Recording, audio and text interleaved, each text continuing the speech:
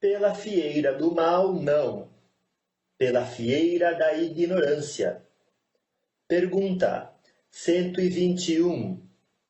Por que é que alguns espíritos seguiram o caminho do bem e outros o do mal? Não têm eles o livre-arbítrio? Deus não os criou maus. Criou-os simples e ignorantes, isto é, tendo tanta aptidão para o bem quanto para o mal. Os que são maus, assim se tornaram por vontade própria. Pergunta 122. Como podem os espíritos, em sua origem, quando ainda não têm consciência de si mesmos, gozar da liberdade de escolha entre o bem e o mal? Há neles algum princípio, qualquer tendência que os encaminhe para uma senda, de preferência a outra?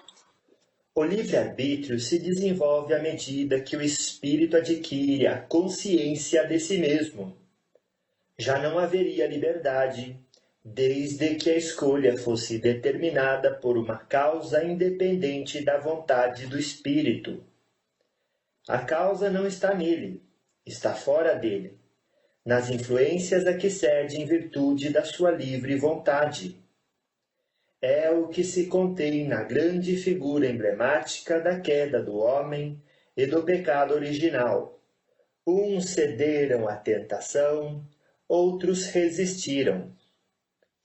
Pergunta 122A. De onde vêm as influências que sobre eles se exercem? Dos espíritos imperfeitos que procuram apoderar-se dele, dominá-lo, e que rejubilam com o fazê-lo sucumbir. Foi isso que se intentou simbolizar na figura de Satanás. Pergunta 122b. Tal influência só se exerce sobre o espírito em sua origem? Acompanha-o na vida de espírito até que haja conseguido tanto império sobre si mesmo que os maus desistem de obsidiá-lo. Pergunta 123.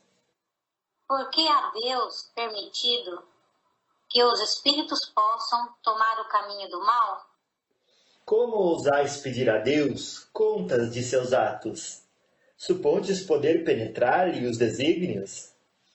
Podeis, todavia, dizer o seguinte: a sabedoria de Deus está na liberdade de escolher que Ele deixa a cada um, porquanto assim cada um tem o mérito de suas obras. Pergunta 124. Pois que há espíritos que desde o princípio seguem o caminho do bem absoluto e outros o do mal absoluto. Deve haver, sem dúvida, gradações entre esses dois extremos, não? Sim, certamente. E os que se acham nos graus intermédios constituem a maioria. Pergunta 125. Os espíritos que enveredam pela senda do mal poderão chegar ao mesmo grau de superioridade que os outros? Sim, mas as eternidades lhe serão mais longas. Por estas palavras, as eternidades, se deve entender a ideia que os espíritos inferiores fazem da perpetuidade de seus sofrimentos, cujo termo não lhes é dado ver, ideia que revive todas as vezes que sucumbem numa prova. Pergunta 126. Chegados ao grau supremo da perfeição, os espíritos que andaram pelo caminho do mal têm, aos olhos de Deus, menos mérito do que os outros? Deus olha de igual maneira para os que se transviaram e para os outros, e a todos ama com o mesmo coração. Aqueles são chamados maus porque sucumbiram. Antes, não eram mais que simples espíritos. Pergunta 127. Os espíritos são criados iguais quanto às faculdades intelectuais? São criados iguais. Porém, não sabendo de onde vêm, preciso é que o livre-arbítrio siga seu curso. Eles progridem mais ou menos rapidamente em inteligência, como em moralidade. Os espíritos que desde o princípio seguem o caminho do bem, nem por isso são espíritos perfeitos. Não têm, é certo, maus pendores, mas precisam adquirir a experiência e os conhecimentos indispensáveis para alcançar a perfeição. Podemos compará-los a crianças que, seja qual for a bondade de seus instintos naturais, necessitam de se desenvolver e esclarecer e que não passam sem transição da infância à madureza. Simplesmente, assim como há homens que são bons e outros que são maus desde a infância, também há espíritos que são bons ou maus desde a origem, com a diferença capital de que a criança tem instintos já inteiramente formados, enquanto que o espírito, ao formar-se, não é nem bom nem mau. Tem todas as tendências e toma uma ou outra direção por efeito do seu livre-arbítrio. Anjos e demônios. Pergunta 128. Seres a que chamamos anjos, arcanjos, serafins, formam uma categoria especial de natureza diferente da dos outros espíritos? Não. São os espíritos puros, os que se acham no mais alto grau da escala e reúnem todas as perfeições. A palavra anjo desperta geralmente a ideia de perfeição moral.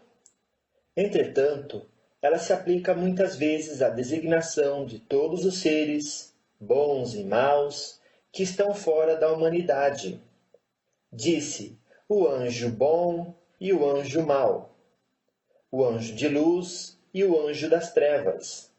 Neste caso, o termo é sinônimo de espírito ou de gênio.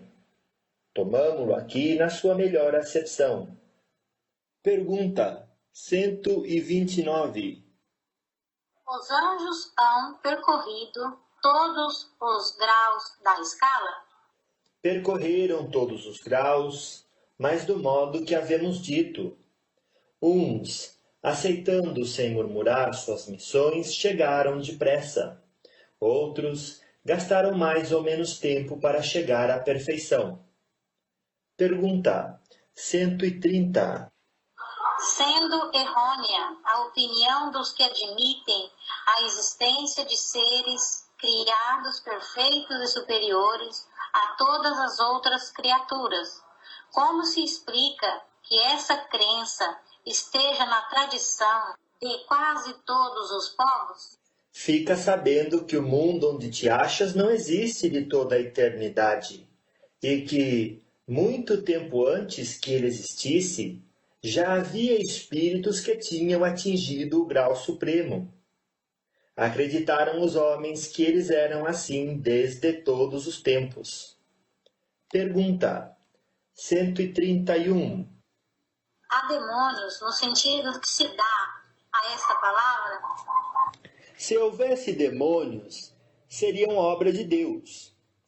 Mas, porventura, Deus seria justo e bom se houvera criado seres destinados eternamente ao mal e a permanecerem eternamente desgraçados? Se há demônios, eles se encontram no mundo inferior em que habitais e em outros semelhantes. São esses homens hipócritas que fazem de um Deus justo um Deus mau e vingativo e que julgam agradá-lo por meio das abominações que praticam em seu nome. A palavra demônio não implica a ideia de espírito mau, senão na sua acepção moderna, porquanto o termo grego daimon, donde ela derivou, significa gênio, inteligência e se aplicava aos seres incorpóreos, bons ou maus, indistintamente. Por demônios, segundo a acepção vulgar da palavra, se entendem seres essencialmente malfazejos. Como todas as coisas, eles teriam sido criados por Deus. Ora, Deus, que é soberanamente justo e bom, não pode ter criado seres prepostos por sua natureza ao mal e condenados por toda a eternidade. Se não fossem obras de Deus, existiriam, como ele, desde toda a eternidade, ou então haveria muitas potências soberanas. A primeira condição de toda doutrina é ser lógica. Ora, a dos demônios, no sentido absoluto, falta esta base essencial. Concebe-se que povos atrasados, os quais, por desconhecerem os atributos de Deus, admitem em suas crenças divindades maléficas, também admitam demônios. Mas é ilógico e contraditório que quem faz da bondade um dos atributos essenciais de Deus suponha haver ele criado seres destinados ao mal e a praticá-lo perpetuamente, porque isso equivale a lhe negar a bondade. Os partidários dos demônios se apoiam nas palavras do Cristo. Não seremos nós quem conteste a autoridade de seus ensinos que desejáramos ver mais no coração do que na boca dos homens. Porém, estarão aqueles partidários certos do sentido que ele dava a esse vocábulo? Não é sabido que a forma alegórica constitui um dos caracteres distintivos da sua linguagem? Dever-se-á tomar ao pé da letra tudo que o Evangelho contém? Não precisamos de outra prova além da que nos fornece esta passagem. Logo após esses dias de aflição, o sol escurecerá e a lua não mais dará sua luz, as estrelas cairão do céu e as potências do céu se abalarão. Em verdade vos digo que esta geração não passará sem que todas estas coisas se tenham cumprido. Não temos visto a ciência contraditar a forma do texto bíblico no tocante à criação e ao movimento da terra? Não se dará o mesmo com algumas figuras de que se serviu o Cristo, que tinha de falar de acordo com os tempos e os lugares? Não é possível que ele haja dito conscientemente uma falsidade. Assim, pois, se nas suas palavras há coisas que parecem chocar a razão, é que não as compreendemos bem ou as interpretamos mal. Os homens fizeram com os demônios o que fizeram com os anjos. Como acreditaram na existência de seres perfeitos desde toda a eternidade, tomaram os espíritos inferiores por seres perpetuamente maus. Por demônios se devem entender os espíritos impuros, que muitas vezes não valem mais do que as entidades designadas por esse nome, mas com a diferença de ser transitório o estado deles. São espíritos imperfeitos, que se rebelam contra as provas que lhes tocam e que, por isso, as sofrem mais longamente, porém que, a seu turno, chegarão a sair daquele estado quando quiserem. Poder-se-ia, pois, aceitar o termo demônio com esta restrição. Como o entendem atualmente, dando-se-lhe um sentido exclusivo, ele induziria em erro como fazer crer na existência de seres especiais criados para o mal. Satanás é evidentemente a personificação do mal sob forma alegórica, visto não se poder admitir que exista um ser mau a lutar, como de potência a potência, com a divindade e cuja única preocupação consistisse em lhe contrariar os desígnios. Como precisa de figuras e imagens que lhe impressionem a imaginação, o homem pintou os seres incorpóreos sob uma forma material, com atributos que lembram as qualidades ou os defeitos humanos. É assim que os antigos, Querendo personificar o tempo, o pintaram com a figura de um velho munido de uma foice e uma ampulheta. Representá-lo pela figura de um mancebo fora contrassenso. O mesmo se verifica com as alegorias da fortuna, da verdade, etc. Os modernos representaram os anjos, os puros espíritos, por uma figura radiosa, de asas brancas, emblema da pureza, e Satanás com chifres, garras e os atributos da animalidade, emblema das paixões vis. O vulgo, que toma as coisas ao pé da letra, viu nesses emblemas individualidades reais, como vira outrora Saturno na alegoria do tempo.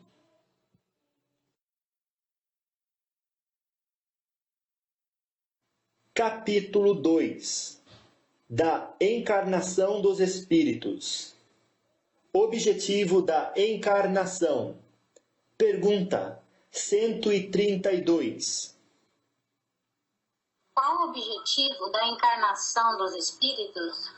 Deus lhes impõe a encarnação com o fim de fazê-los chegar à perfeição.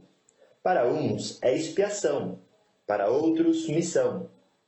Mas, para alcançarem essa perfeição, têm que sofrer todas as vicissitudes da existência corporal. Nisso é que está a expiação.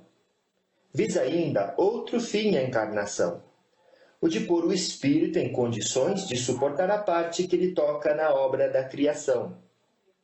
Para executá-la é que, em cada mundo, toma o espírito um instrumento de harmonia com a matéria essencial desse mundo, a fim de aí cumprir, daquele ponto de vista, as ordens de Deus. É assim que, concorrendo para a obra geral, ele próprio se adianta. A ação dos seres corpóreos é necessária à marcha do universo. Deus, porém, na sua sabedoria, quis que nessa mesma ação eles encontrassem o meio de progredir e de se aproximar dele. Desse modo, por uma admirável lei da providência, tudo se encadeia, tudo é solidário na natureza. Pergunta 133. Tem necessidade de encarnação os espíritos que, desde o princípio, seguiram o caminho do bem? Todos são criados simples e ignorantes, e se instruem nas lutas e tribulações da vida corporal. Deus, que é justo, não podia fazer felizes a uns sem fadigas e trabalhos, conseguintemente sem méritos. Pergunta 133A. Mas então, de que serve aos espíritos terem seguido o caminho do bem, se isso não os isenta dos sofrimentos da vida corporal? Chegam mais depressa ao fim. Demais, as aflições da vida são muitas vezes a consequência da imperfeição do espírito. Quanto menos imperfeições, tanto menos tormentos. Aquele que não é invejoso, nem ciumento, nem avaro, nem ambicioso, não sofrerá as torturas que se originam desses defeitos. A alma. Pergunta 134. Que é a alma? Um espírito encarnado. Pergunta 134A. Que era a alma antes de se unir ao corpo? Espírito. Pergunta 134B. As almas e os espíritos são, portanto, idênticos à mesma coisa? Sim, as almas não são senão os espíritos. Antes de se unir ao corpo, a alma é um dos seres inteligentes que povoam o mundo invisível, os quais temporariamente revestem um invólucro carnal para se purificarem e esclarecerem. Pergunta 135. Há no homem alguma outra coisa além da alma e do corpo? Há o laço que liga a alma ao corpo. Pergunta 135A. De que natureza é esse laço? Semimaterial, isto é, de natureza intermédia entre o espírito e o corpo. É preciso que seja assim para que os dois se possam comunicar um com o outro. Por meio desse laço é que o espírito atua sobre a matéria e reciprocamente. O homem é, portanto, formado de 3 partes essenciais. Primeiro, o corpo ou ser material, análogo ao dos animais e animado pelo mesmo princípio vital. Segundo, a alma, espírito encarnado que tem no corpo a sua habitação. Terceiro, o princípio intermediário ou perispírito, substância semimaterial que serve de primeiro envoltório ao espírito e liga a alma ao corpo, tal num fruto, o germen, o perisperma e a casca. Pergunta 136. A alma independe do princípio vital? O corpo não é mais do que envoltório. Repetimos-lo constantemente. Pergunta 136A. Pode o corpo existir sem a alma? Pode. Entretanto, desde que cessa a vida do corpo, a alma o abandona. Antes do nascimento, ainda não há união definitiva entre a alma e o corpo, enquanto que, depois dessa união se haver estabelecido, a morte do corpo rompe os laços que o prendem à alma e esta o abandona. A vida orgânica pode animar um corpo sem alma, mas a alma não pode habitar um corpo privado de vida orgânica.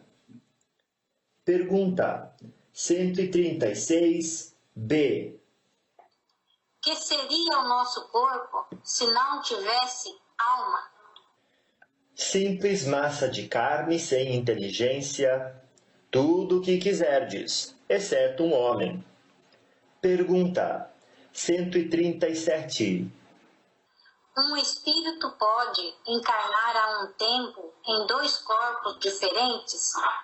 Não, o espírito é indivisível e não pode animar simultaneamente 2 seres distintos. Ver em O Livro dos Médiuns, o capítulo 7, da bicorporeidade e da transfiguração.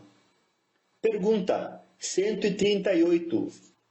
Que se deve pensar da opinião dos que consideram a alma o princípio da vida material? É uma questão de palavras, com que nada temos. Começai por vos entenderdes mutuamente. Pergunta 139. Alguns espíritos e antes deles, alguns filósofos definiram a alma como sendo uma centelha anímica emanada do grande todo. Por que essa contradição? Não há contradição. Tudo depende das acepções das palavras. Por que não tendes uma palavra para cada coisa? O vocábulo alma se emprega para exprimir coisas muito diferentes. Uns chamam alma ao princípio da vida, e nesta acepção se pode, com acerto, dizer, figuradamente, que a alma é uma centelha anímica emanada do grande todo.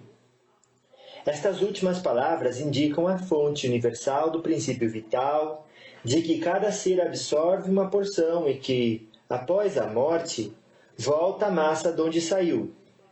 Essa ideia de nenhum modo exclui a de um ser moral, distinto, independente da matéria e que conserva sua individualidade. A esse ser, igualmente, se dá o nome de alma, e nesta acepção é que se pode dizer que a alma é um espírito encarnado. Dando da alma definições diversas, os espíritos falaram de acordo com o modo por que aplicavam a palavra e com as ideias terrenas de que ainda estavam mais ou menos imbuídos. Isto resulta da deficiência da linguagem humana, que não dispõe de uma palavra para cada ideia, donde uma imensidade de equívocos e discussões. Eis porque os espíritos superiores nos dizem que primeiro nos entendamos acerca das palavras. Pergunta 140. Que se deve pensar da teoria da alma, subdividida em tantas partes, quantos são os músculos, e presidindo assim a cada uma das funções do corpo? Ainda isto depende do sentido que se empreste à palavra alma. Se se entende por alma o fluido vital, essa teoria tem razão de ser.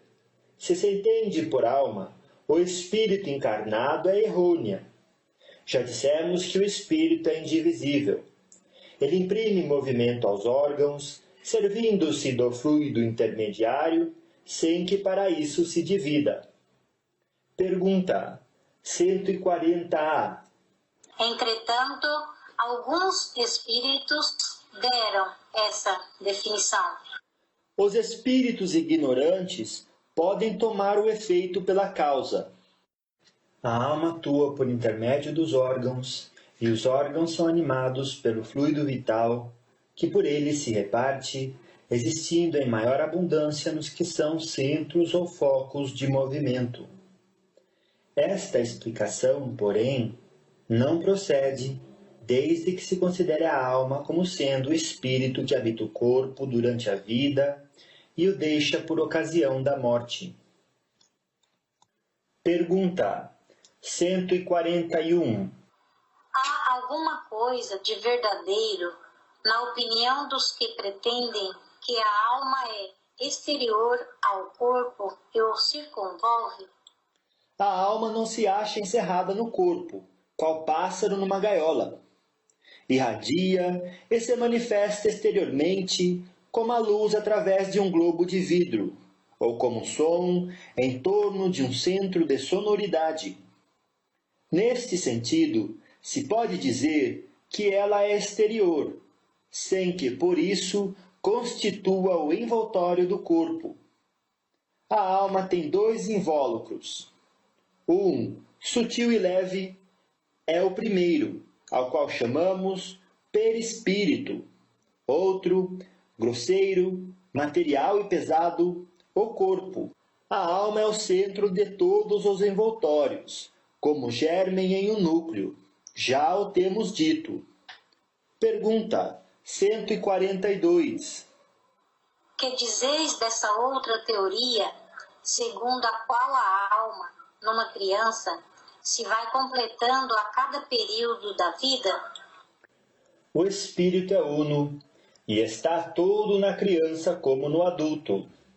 Os órgãos ou instrumentos das manifestações da alma é que se desenvolvem e completam. Ainda aí tomam o efeito pela causa. Pergunta 143. Porque todos os espíritos não definem do mesmo modo a alma.